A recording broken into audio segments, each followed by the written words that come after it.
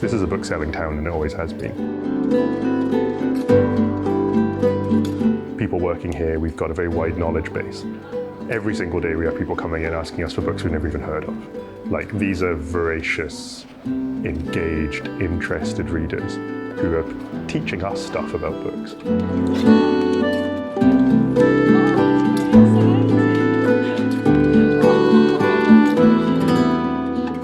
There are people wanting, dense, weighty coffee table books, small print run stuff. People are wanting kind of mass market crime fiction. You might be selling one to someone and then the next to someone else immediately after. I don't think there's many cities in the UK where there's such a diversity of reading taste. It just kind of means you have to be prepared for any kind of reader to walk through your door at a moment's notice and then give them good service.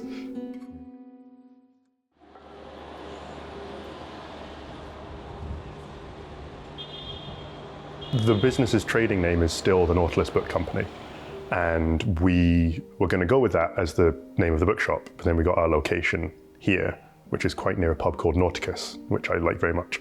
I think it wasn't worth the confusion. So then there's a Nautilus is kind of like a squid with a shell, and that's where the spiral on the logo comes from. But then my mum was Googling different kinds of squids with shells, and there's a kind called a paper Argonaut, which is exactly the same kind of thing as a Nautilus, so I could maintain the same logo. But at the same time, I'm also a big fan of the Ray Harryhausen, Jason and the Argonauts.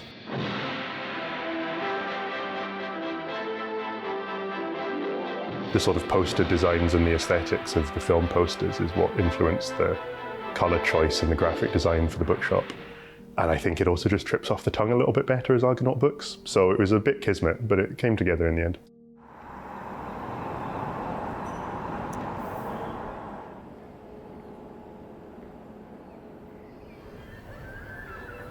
Leith is an incredibly community-oriented neighbourhood. And there are people of every type living here, and they're all readers. And with the death of the Waterstones and Ocean Terminal, when they demolished it, there is essentially just us and the community bookshop as the remaining bookshops in EH6. Well, there's also the French graphic novel bookshop now as well. But it means that for this very, very large neighbourhood, that we're catering to a lot of individuals. So people want to support independent bookselling, and they want to stay within Leith, and they want to come to a more generalised bookshop, then people tend to come to us, which is very nice. But it means that with a neighbourhood that large, there will be people of all interests, of all creeds, wanting different things. And I think opening up here, Leith has never really had an independent bookshop like that. From day one, we were kind of accepted very quickly. The fact that we opened up under the tramworks as well meant that the need to support us was very obvious. We had a big hurdle to overcome that was easy for people to understand.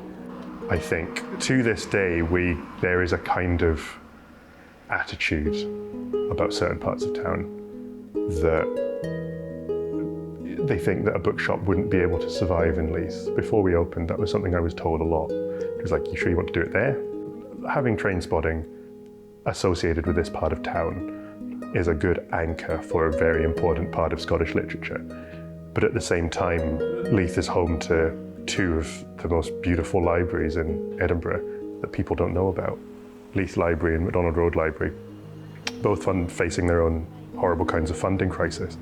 But Leith Library is one of the most stunning buildings in the neighbourhood. And we complement and support libraries. To be around the corner from a world-class building like Leith Library means that we're in Booktown down here, but people didn't realise.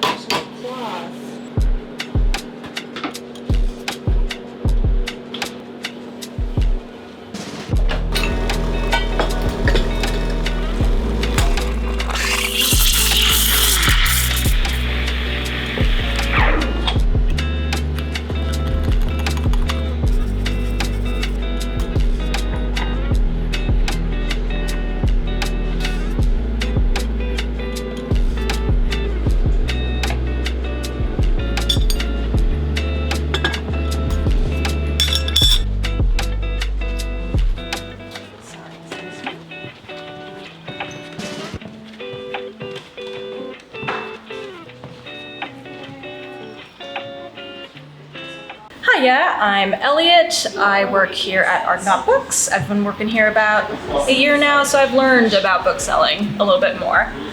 So these are our main center display tables. They are a mix of new releases and kind of just like what our favorite titles are, what we think is representative of the bookshop and our voice.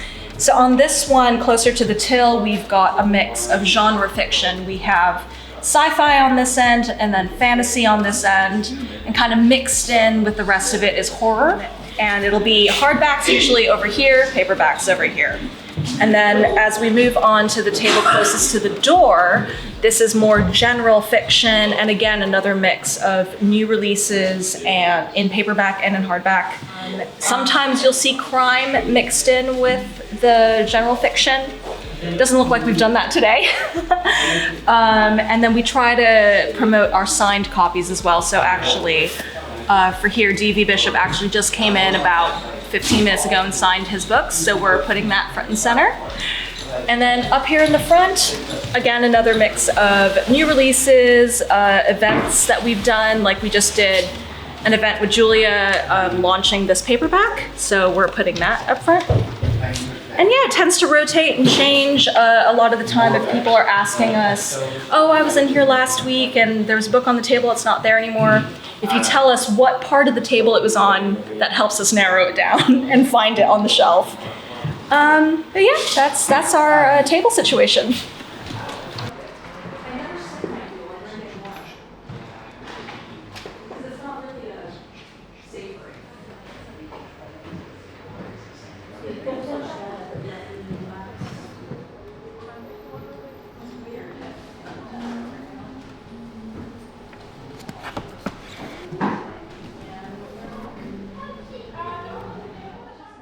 So I think from very early on, I think we realized that aside from just being, a for-profit business, we are an independent bookshop. We are also going to be a third space for a lot of people.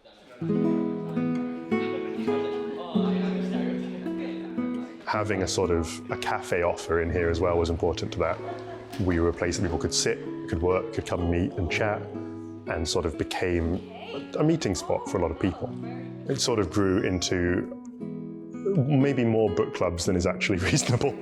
We've got 6 of them now, and each one does really well and basically each one is a completely different group of people.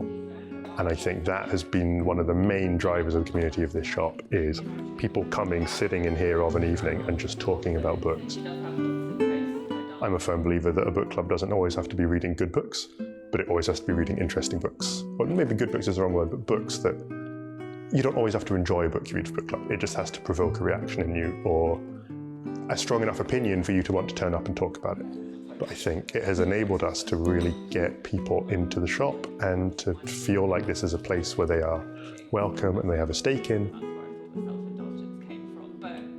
I've worked in places where the hard sell was all that mattered, where you're on quotas and KPIs, and suddenly all of the romance and interest is actually gone from what is actually a really lovely job. Being able to have a place where people can just come and have a chat about books, or even just not about books, just about community. The number of times that a book has been a really good seller for us that I never would have heard of if it hadn't have come after 2 or 3 books I'd recommended someone, and then they'd come across it in their own research, and I'm like, oh, well, that just fits perfectly into this sort of net of books that we were recommending each other. So the community supports us, we support the community, and then in return, we both become more interesting.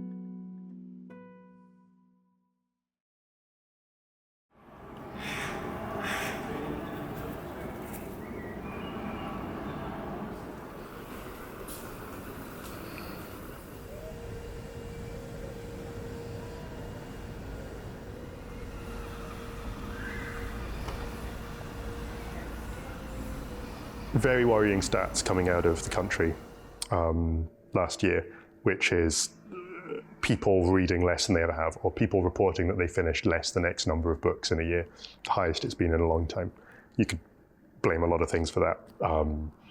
The way that reading is treated and taught in schools, maybe the kind of book that's coming out and popular is not what people want to read. more technology, people are less interested in books, getting kids into different kinds of books. Whatever the reason is, it's happening. And I think it's important, especially when kids are younger, to have the kind of books they want to read. I believe that if you need to get people used to the idea of holding a book, as long as it's book-shaped and is giving someone the experience of reading, then that is reading. Audiobooks are reading. Comic books are reading. As long as kids are sitting there with a physical book in their hands and getting something from them, then they are reading. There will always come a point where you want to rebel and maybe you want to stop reading. But then when people come back, we get a lot of people in here who ask us, say, I'm in a reading funk, I don't know what to do. I've not been able to find a book that I've enjoyed, I've tried all these different things. And then you just have to do your very best to listen to the things that they say they enjoy and then give them a recommendation. Or sometimes people just put their life in your hands and go, like, recommend me anything. And this will be whether I decide if I want to be a reader or not. And you're like, oh God, all right. But my go-tos have always been read short fiction, read novellas, read a book by an author that you loved once and has put out loads of books since then, see what they're up to. Reread a book that you loved when you were a kid. Read a book that has a terrible cover that completely turns you off, but you're completely won over by just how I've described it. That's, I think, a very important role of booksellers, is to be that last line of defense for people not wanting to be readers anymore, feeling like they aren't readers anymore. There's a number of people who have become some of our best customers who came in here for the first time saying, I haven't read a book in years, what can I do? And watching them rediscover their love of reading makes all of this feel worth it.